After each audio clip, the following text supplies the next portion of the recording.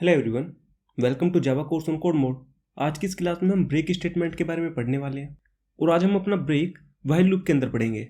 हमारे ब्रेक का काम यहाँ पे भी सेम ही होता है जैसा हमारा स्विच के अंदर होता था। स्विच के अंदर हमारा ब्रेक हमें स्विच से बाहर निकालता था, व्हाइल लूप के अंदर हमारा ब्रेक हमें व्हाइल लूप से बाहर निकालेगा।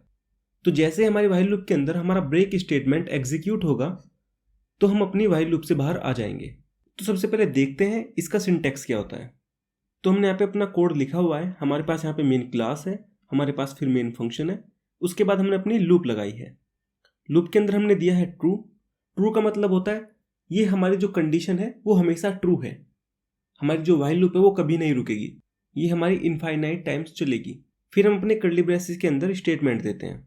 तो इन स्टेटमेंट में हमने एक कंडीशन लिखी है, हमने लिखा है इफ़ के बाद हमने एक कंडीशन लगाई है और अगर हमारी कंडीशन सही हो जाएगी तो जो मेरा ब्रेक है वो एग्जीक्यूट हो जाएगा।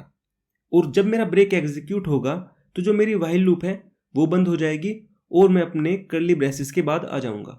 तो हमारे ब्रेक का काम यही होता है, जब हमें अपनी व्हाइल लूप को बंद करना होता है तो हम ब्रेक लगा के अपनी व्हाइल लूप को बंद कर सकते हैं। तो हमने यहाँ पे दो मेथड देखे हैं अपनी व्हाइल लूप को रोकने के लिए।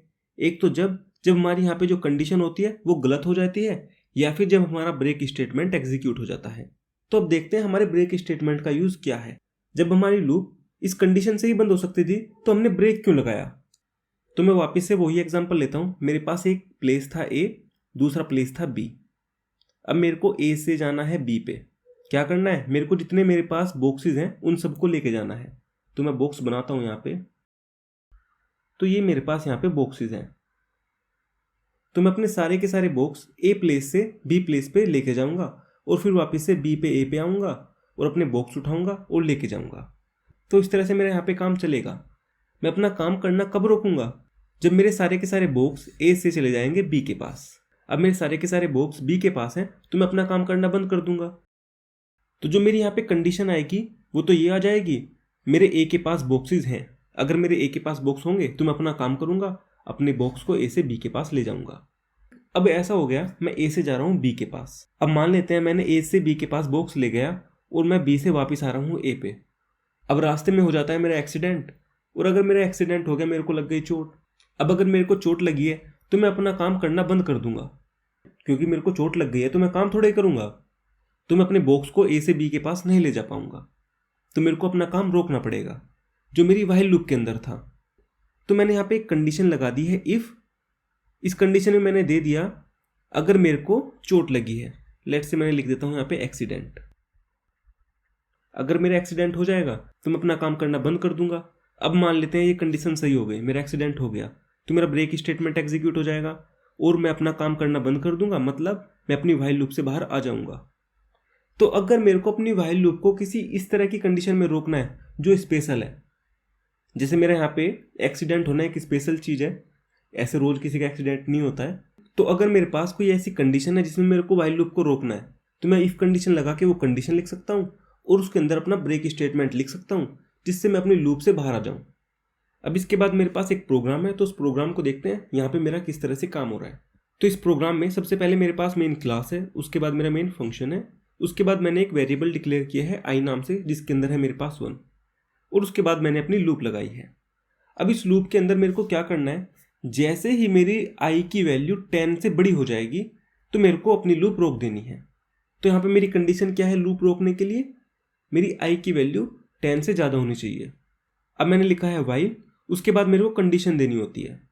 तो मैंने यहाँ पे कंडीशन ना दे के मैंने डायरेक्ट ही इसके अंदर ट्रू लिख दिया है।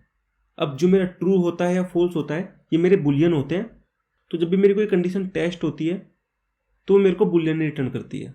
तो मैंने यहाँ पे ट्रू लिख दिया है, इसका मतलब ये है मेरी जो ये लूप है ये चलती रहेगी, ये कभी बंद नहीं होगी।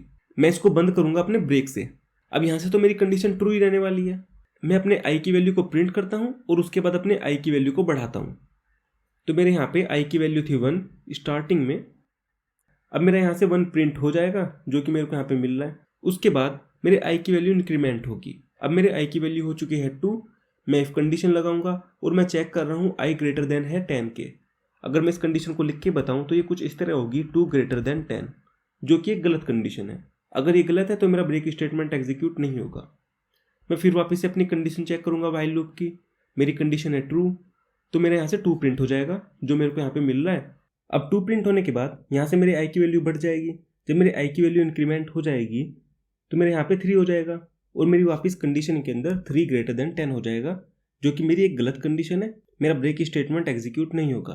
तो इस तरह से मेरे यहाँ पे काम चलता रहेगा। अब मान लेते हैं मेरे आई की वैल्यू 9 हो चुकी है, तो अब आई के अंदर मेरे पास है 9। मैं यहाँ पे लिख देता हूँ, आई के अंदर 9 है, तो मैंने यहाँ पे 9 प्रिंट करा दिया। अब मैंने अपने 9 के अंदर प्लस किया 1, तो यहाँ से मेरा आई हो गया 10। अब मेरी कंडीशन है वो कुछ इस तरह से हो गई है, 10 इज ग्रेटर देन 10, जो कि एक गलत कंडीशन है क्योंकि मेरा 10 तो 10 के बराबर होता है। अब यहाँ से मेरी गलत कंडीशन हो गई, तो मेरा ब्रेक स्टेटमेंट वापस से एग्जीक्यूट नहीं होगा। अब मेरे यहाँ से 10 प्रिंट हो जाएगा, जो कि मेरे को यहाँ पे मिल भी रहा है। अब जब मेरा 10 प्रिंट होगा तो मैं अब की बार इसके अंदर 1 प्लस करूँगा, तो मेरा यहाँ पे 11 हो जाएगा और मेरी कंडीशन कुछ इस तरह से हो जाएगी, 11 ग्रेटर देन 10, जो कि एक सही कंडीशन है। तो मेरा ब्रेक स्टेटमेंट एग्जीक्यूट होगा और मैं अपनी व्हाइल लूप से बाहर आ जाऊँगा। अगर मैं आपको यहाँ पे एक प्रिंट स्टेटमेंट लिख के दिखाना चाहूँ तो मैं वो भी दिखा सकता हूँ, जिसके अंदर मैं लिख देता हूँ द एंड। अगर मैं इसको रन कराऊँ तो मेरे को 10 के बाद द एंड मिलेगा, क्योंकि जैसे ही मेरा ब्रेक स्टेटमेंट एग्जीक्यूट हुआ तो मेरी व्हाइल लूप बंद हो गई और व्हाइल लूप बंद होने के बाद मेरे को ये स्टेटमेंट मिल गया।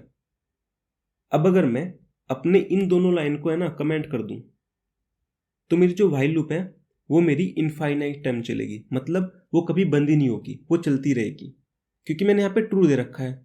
मतलब जो मेरी व्हाइल लूप की कंडीशन है वो हमेशा सही है, और जिस कंडीशन से मैं अपने व्हाइल लूप से निकल सकता था ना वो मैंने कमेंट कर दी। तो क्या होगा, सबसे पहले मेरा 1 प्रिंट होगा, वैल्यू बढ़ेगी, फिर मेरा 2 प्रिंट होगा, वैल्यू बढ़ेगी। तो इस तरह मेरा काम चलता रहेगा और मैं कभी भी अपनी व्हाइल लूप से बाहर आ ही नहीं पाऊंगा। अब इसको एक बार रन करा के देखते हैं। मेरे को नहीं पता ये हमारा कंपाइलर किस तरह यहाँ पे काम करेगा। तो ओके, ये एरर दे रहा है। ये एरर में क्या बोल रहा है, अनरीचेबल स्टेटमेंट। मतलब जो हमारा ये वाला स्टेटमेंट है ना ये अनरीचेबल है, हम इसको कभी एग्जीक्यूट कर ही नहीं पाएंगे। तो उसने यहाँ पे एरर दे दिया। अगर आप इसको एक ऑफलाइन सेटअप के अंदर रन कराओगे ना तो आपको 1 से लेके इनफाइनाइट टाइम्स तक वैल्यू मिलेंगी। मतलब जो आपका कोड है वो चलता ही रहेगा, वो कभी बंद नहीं होगा। तो हमेशा हमें ये ध्यान रखना है हमारी जो व्हाइल लूप है वो टर्मिनेट हो, वो कभी भी इनफाइनाइट लूप में ना फंसे। आई थिंक आपको समझ आया होगा हमारे यहाँ पे ब्रेक का काम क्या है और ये किस तरह से काम करता है। अगर मैं इसको एक लाइन में बताना चाहूँ तो मैं इसको इस तरह से बोल सकता हूँ, अगर मेरे को अपनी व्हाइल लूप को किसी भी स्पेशल कंडीशन पे टर्मिनेट करना है, मतलब बंद करना है, तो मैं वहाँ पे अपने ब्रेक स्टेटमेंट का यूज़ कर सकता हूँ।